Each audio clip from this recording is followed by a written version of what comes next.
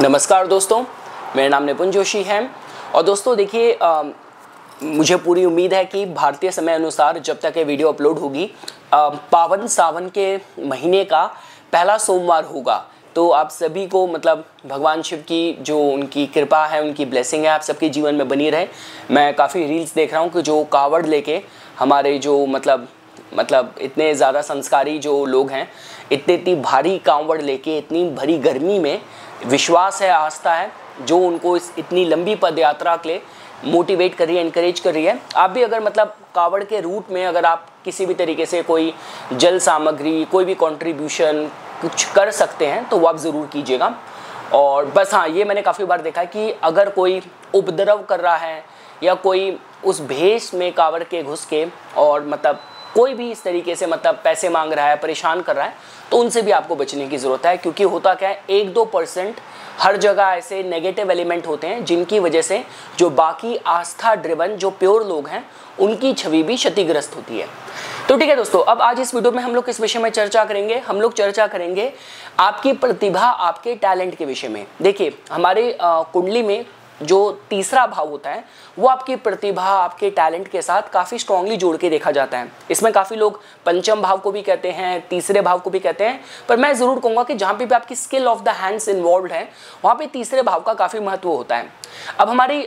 वैदिक ज्योतिष की खास बात यह है कि इसमें हर एक भाव से रिलेटेड अगर आपको इलैबोरेटिव एनालिसिस करना है तो उससे कनेक्टेड एक वर्गा, एक डिविजनल चार्ट भी है। तो D3 हमारे लगन कुंडली के तीसरे भाव से जुड़ा जो वर्गा चार्ट है, जो डिविजनल चार्ट है, उसको हम लोग ड्रेकना चार्ट बोलते हैं, D3 चार्ट बोलते हैं। तो देखिए दोस्तों, वैसे तो D3 चार्ट का काफ़ी महत्व है कि ये आपके भाइयों के साथ जो आपके रिश्ते हैं उसके विषय में बताता है, यात्राओं के विषय में बताता है, आपके बल पराक्रम के विषय में बताता है। ड्रेकना चार्ट से कनेक्टेड जो कारका ग्रह है वो आपके मंगल ग्रह हैं। देखिए, वैसे तो आजकल इतने सारे सॉफ्टवेयर एप्लीकेशन अवेलेबल हैं, लेकिन अगर आपको खुद से भी कैलकुलेशन करनी है तो आपको राशि को 3 भाग में, 10 डिग्री के 3 भाग में डिवाइड करना होता है। इससे जुड़े जो डीटीज, जो देवता हैं, उसमें नारद हैं, अगस्त्य हैं, दुर्वासा ऋषि हैं, उनको भी जोड़ के देखा जाता है। और सबसे महत्वपूर्ण बात D3 चार्ट की ये है कि इसका जो अष्टम भाव है वहाँ पे जो ग्रह होंगे, अष्टमेश जो ग्रह बनेगा D3 चार्ट का, वो 22वें त्रिकोण की जानकारी भी देता है। तो देखिए दोस्तों, अभी इस वीडियो में हम लोग उस विषय पे इलैबोरेटिव डिस्कशन में नहीं जाएंगे। सिंपल सी बात है, D3 चार्ट का आपको थोड़ा सा आइडिया हो गया होगा कि आपकी प्रतिभा, आपके टैलेंट्स की जानकारी हम लोगों को D3 चार्ट से पता चलती है। अब यहाँ पे राहु की जो स्थिति होगी विभिन्न भावों में, वो किस विषय के बारे में बताएगी? क्योंकि देखिए दोस्तों, आप लोग जानते हैं राहु को हम लोग ऑब्सेशन के साथ जोड़ के देखते हैं। वो सारा कर्मा जो आपने अपने टैलेंट, अपनी स्किल की वजह से पास्ट लाइफ से इनहेरिट करा है। देखिए, ऐसे भी हम लोग केसेस देखते हैं कि जहाँ पे ऐसे डॉक्टर लोग हैं जो पकड़े जाते हैं, जो ह्यूमन ऑर्गन ट्रैफिकिंग कर रहे होते हैं। और ऐसे भी मैंने लोग देखे हैं कि जो अपने मतलब प्रोफेशनल क्वालिफाइड डॉक्टर हैं और अपने हॉस्पिटल में सर्विस सेवाएं देने के बाद वो शाम को गांव में या जो भी ऐसी जगह हैं जहाँ पे जो लोग अपना ट्रीटमेंट, मेडिकल ट्रीटमेंट अफोर्ड नहीं कर सकते, उनको निःशुल्क सेवा देते हैं। तो ये सारी जानकारी जो कर्मा आपके पास आया है। और देखिए दोस्तों, जब हम राहु की बात करते हैं, राहु अनकन्वेंशनल ग्रह है, राहु अनयूजुअल चीज़ों को ज़्यादा रिप्रेजेंट करता है। देखिए, अगर मैं आपसे बात करूँ तो ऐसे भी केसेस हैं, मैंने देखा है कि वेस्ट से जिन लोगों का बहुत ही मतलब अल्कोहलिक परिवारों से, बहुत ही ब्रोकन एब्यूसिव फैमिली से होने के बाद भी वो ईस्ट में आके उन्होंने इस्कॉन ज्वाइन कर लिया, उन्होंने सनातन धर्म को अपना लिया, वो वृंदावन में भक्ति कर रहे हैं। और ऐसे भी मैंने केसेस देखे हैं कि मतलब भारत में संस्कारी परिवारों में जन्म लेने के बाद भी, अभी एक हाल ही में एक न्यूज़ चल रही थी कि नॉर्थ ईस्ट साइड से एक लड़की है जिसने अमेरिकन पॉर्न इंडस्ट्री ज्वाइन कर ली। आप सनी लियोनी की बात करें, वो भी एक बहुत ही कंजर्वेटिव फैमिली से आई थी। और इसके अलावा इतने मैं 1-2 ये पॉर्न स्टार हैं, ये भारत के जो फेमस पॉडकास्ट हैं उसमें आए थे, काफ़ी फेमस पॉडकास्ट में। शायद एक वो शेक्सपियर एक लड़का था, वो काफ़ी पॉडकास्ट में आया था। एक निक्स वो आया था। उन्होंने कहा था कि मैं पहले दिन से पता था कि हमें कुछ हटके करना है और इसी चीज़ की तरफ हमारी फैसिनेशन थी। ये सारी जानकारी राहु के इन्वॉल्वमेंट से पता चलती है, जो आपको आपके कुल परिवार लीक से हट के कुछ करवाता है। देखिए दोस्तों, राहु के साथ हम लोग फेम वाला एंगल इसलिए जोड़ के देखते हैं क्योंकि देखिए राहु ना मास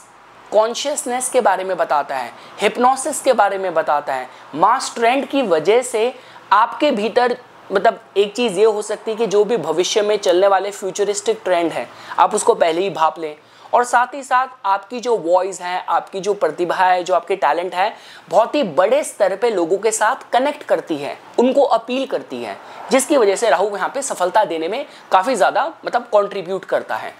तो और देखिए दोस्तों, राहु की एक नेगेटिव साइड ये है कि राहु मैनिपुलेशन को भी रिप्रेजेंट करता है और धोखेधड़ी को, डिसेप्शन को भी। साम दाम दंड भेद, मुझे सफलता चाहिए, मुझे ख्याति चाहिए, ये राहु का ही मतलब आप अगर हमारे मतलब आप मैथोलॉजी के एंगल से अगर आप जाते हैं, हमारे स्क्रिप्चर्स के एंगल से जाते हैं, तो राहु और केतु जो कि स्वर भानु नाम का दैत्य था, उसको हमेशा इस बात का एक जुनून था कि मुझे ग्रह जैसा सम्मान, ग्रह जैसी इज्जत और वो दर्जा मिलना चाहिए, और उसने चाहे साम दाम दंड भेद पर उसने प्राप्त करके रहा।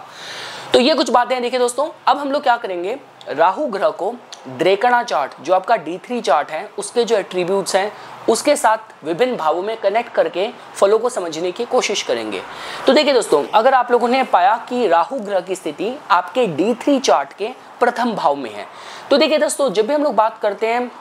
कि अगर आपको पॉलिटिक्स में जाना है, आपको कला के क्षेत्र में जाना है, और वो सारी फील्ड जहाँ पे आप चाहते हैं कि अटेंशन आपको मिले, पॉपुलैरिटी का काफ़ी स्कोप हो, उन सारी फील्ड में राहु ग्रह की स्थिति अगर कुंडली के D3 चार्ट में हुई तो ये सफलता कारक कही जाती है। और देखिए दोस्तों, हम लोग कहते हैं ना कि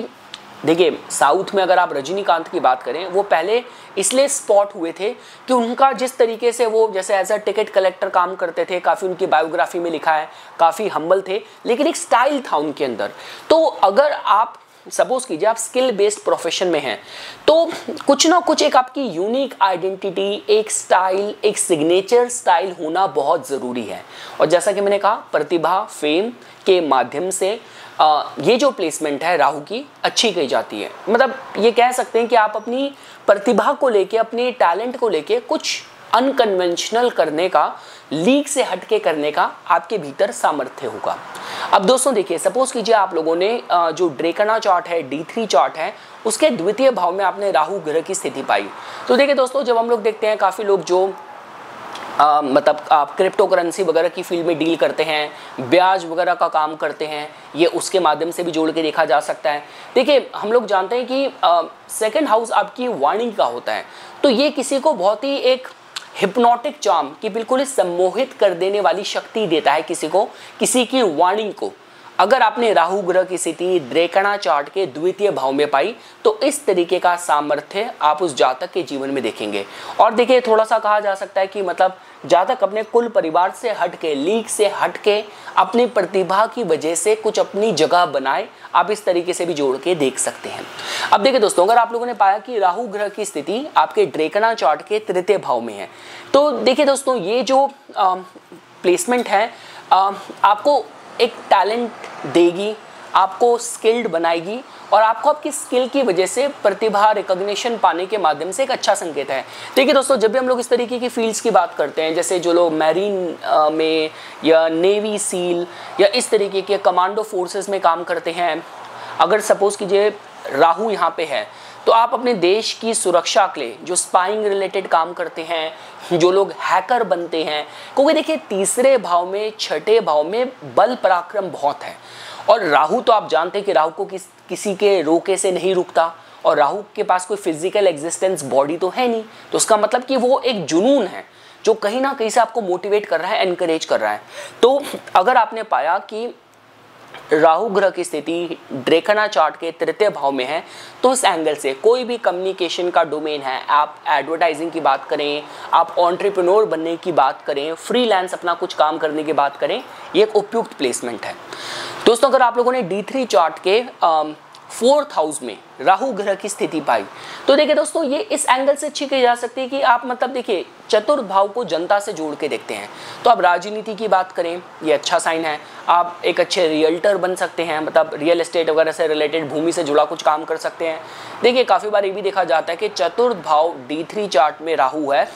तो ऐसा भी हो सकता है कि आपको अपनी प्रतिभा का, अपने स्किल का जो सही मेहनताना है, जो सही उसकी रिकॉग्निशन है, जन्म स्थान के दूर जाके मिले, ये उसकी तरफ भी थोड़ा सा संकेत कर सकता है। और देखिए जनरली हम कहते हैं ना कि देखिए राहु केतु शनि इनको थोड़ा सा मतलब मेलेफिक ग्रह की श्रेणी में इसलिए रखा जाता है कि जो भाग्यवश प्रारब्धवश आपको डिलीवर करना है ये उसमें संकोच नहीं करते। तो कहने का मतलब है कि मतलब आपके जो भी लक्ष्य हैं, जो भी आपके भीतर करने का जुनून है, उसके लिए अगर आपको मतलब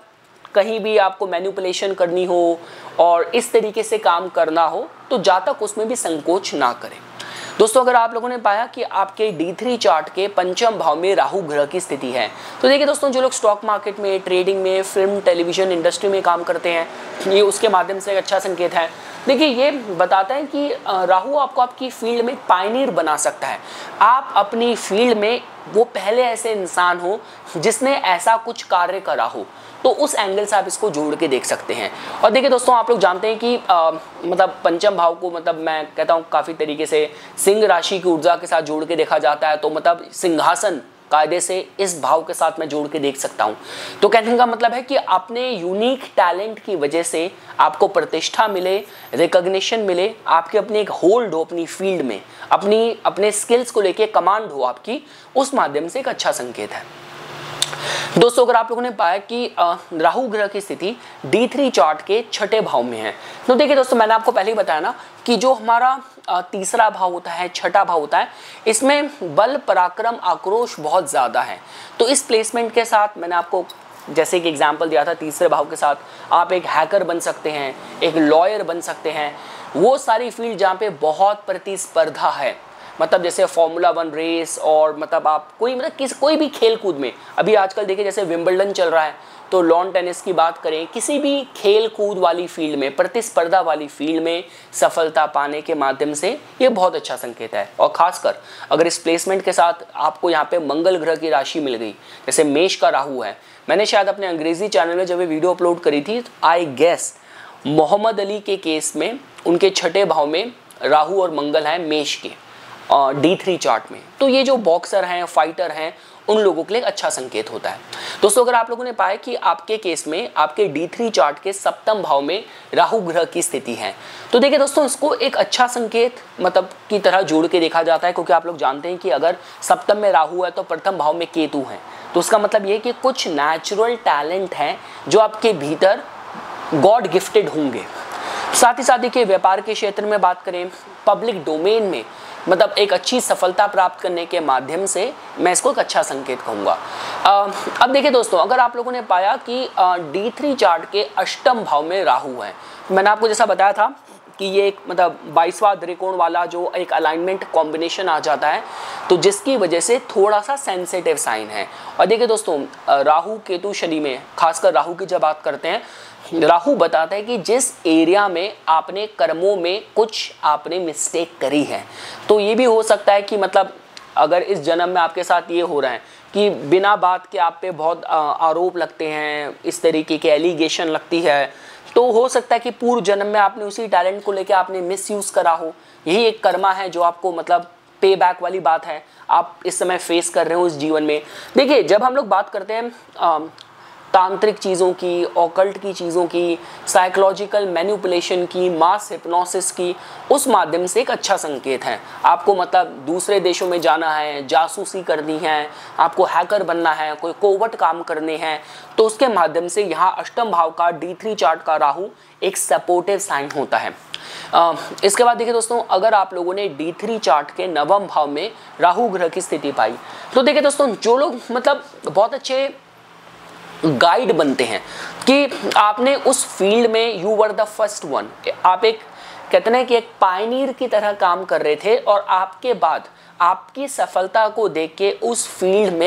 एक रिवॉल्यूशन आ गई, एक क्रांति सी आ गई, उसके माध्यम से एक अच्छा संकेत है। खासकर काफ़ी बार ये भी देखा जाता है कि आपको आपके टैलेंट्स को लेके एक मल्टी कल्चरल एक्सेप्टेंस मिले, कि रादर दैन आपको सिर्फ अपने नेटिव प्लेस में और अपनी कम्युनिटी के लोग आपको स्वीकार करें। हो सकता है कि आपको आपके कला के लिए, अपने टैलेंट, अपने स्किल के लिए आपको मल्टी कल्चरल आपको एक्सेप्टेंस मिले। मतलब आजकल के ज़माने में जिसको बोलते हैं कि मास फेवरेट, उसके माध्यम से एक अच्छा संकेत है। दोस्तों अगर आप लोगों ने राहु ग्रह की स्थिति D3 चार्ट के ड्रेकणा चार्ट के दशम भाव में पाई, तो देखिए दोस्तों दशम भाव का जो राहु है D3 चार्ट का, वो इसलिए अच्छा कहा जाता है, इसको हम कहते हैं स्टेटस क्लाइंबर। ये जो लोग होते हैं इनको पता है किस सही लोगों से हमें कोलैबोरेट करना है, सही लोगों से कनेक्ट करना है। और काफ़ी बारी भी देखा जाता है कला के क्षेत्र में भी कि जिन लोगों का विवाह भी एक प्रॉपर